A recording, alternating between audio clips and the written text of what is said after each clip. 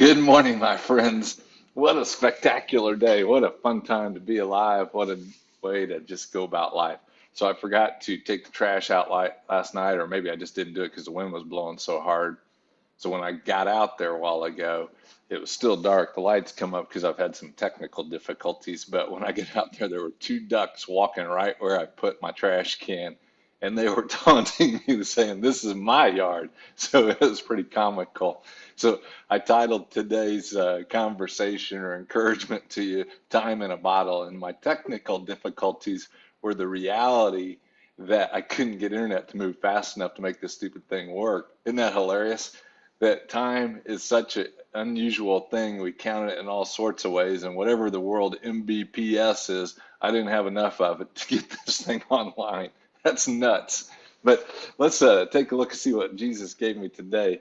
Uh, uh, January, like the 20th, I was scribbling in my calendar here, and I had two ideas on my head that I was pondering that day. One is what are the uh, biggest to-dos in Indianapolis or Indiana, and the second is how do you slow time? And uh, I think we discovered how you slow time. You just get quarantined and time comes to a screeching halt. I had other ideas. These are pretty funny if you think about them. One is you get an unwanted visitor. You ever had one of those? That slows time down. Um, a bad sermon will slow things down. Aloneness, like what everybody has now, that sometimes slows it down. A hospital, if you've been in the hospital, that'll slow it down. And one thing that slowed it down for me, I was in a bad car wreck a few years ago, and a friend told me to take an ice bath. You want to bring time to a screeching halt? Try an ice bath.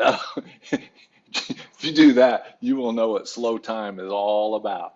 Well, time is peculiar because it's something that matters in our lives because that's how we have breath. That we have to have breath to have time, but time was created by God.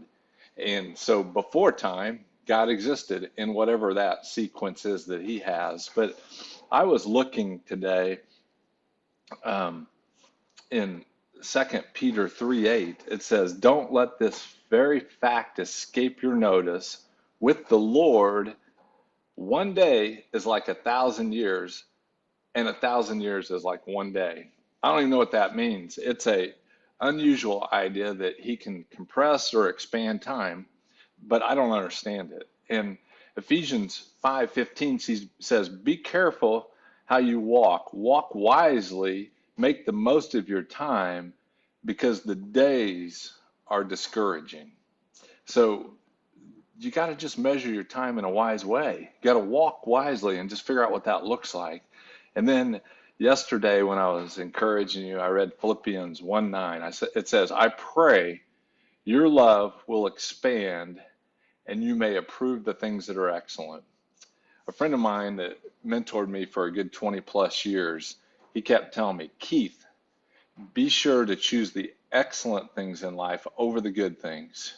And when I started doing that, I found my time slowing down because when you get too busy, all of a sudden your life just starts spinning out of control. And so I learned to say no to good things, which is really hard because there's a lot of good things we can be doing and it feels good to do good, but it's not wise. So choose the excellent over the good. And then I want to take you to something really crazy here. Got to put these readers on. But in Psalm 90, which is this is according to my Bible is something that Moses wrote, and I got the wrong glasses on. That ain't gonna help.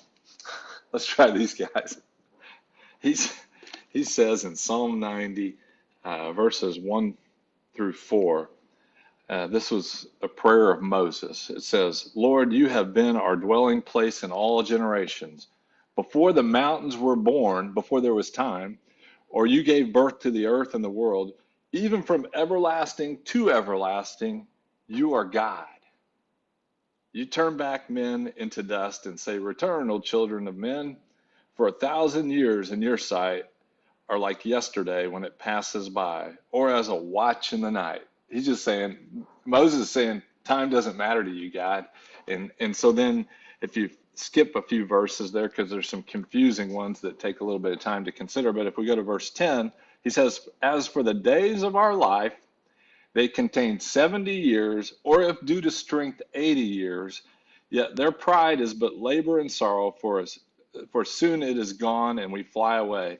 Who understands the power of your anger and your fury according to the fear, the reverence that is due you? So teach us to number our days that we may present to you a heart of wisdom. We talked about a couple of days ago is wisdom is the ability to look at life from God's perspective. That's what we want, is to see events from his way rather than the world's way. Do return, O Lord. How long will it be? And be sorry for your servants. Oh, satisfy us in the morning with your loving kindness, that we may sing for joy and be glad all our days. Make us glad according to the days you've afflicted us with, and the years we have seen all this crazy evil that goes on. Let your work appear to your servants, and your majesty to your children. Let the favor of the Lord our God be upon us, and confirm for us the work of our hands. Yes, confirm the work of our hands. So he's saying, Lord, we know this walk on life, on this earth is going to be a challenge, but just let us see the goodness of you in it. Let us see your majesty every day. And so this morning, the majesty I got to see before I hung out with you all was I got to see the majesty of those ducks taunting me. And then I got to hang out with the majesty of this friend of mine, Lynn Zell, at my internet provider. And he encouraged me and he taught me how to get my speed faster on here so I can get my work done today. I'm going to go for a run, but you guys make the most of this majesty, and God bless you.